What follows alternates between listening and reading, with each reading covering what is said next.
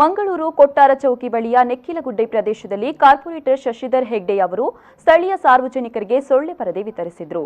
ಸುಮಾರು 250ಕ್ಕೂ ಮಿಕ್ಕಿ ಕುಟುಂಬಗಳಿಗೆ ಸೊಳ್ಳೆ ಪರದೆ ವಿತರಿಸಿ ಮಾತನಾಡಿದರು.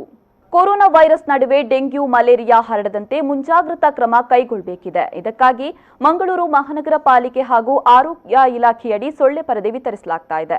ಸಾರ್ವಜನಿಕರು ಕೊರೋನಾ ಹರಡುವಿಕೆ ತಡೆಯುವುದರ ಜೊತೆಗೆ ಡೆಂಗ್ಯೂ ಮಲೇರಿಯಾ ಹರಡದಂತೆ ಮುಂಜಾಗ್ರತೆ ವಹಿಸಬೇಕು ಅಂತ ಮನವಿ ಮಾಡಿದರು.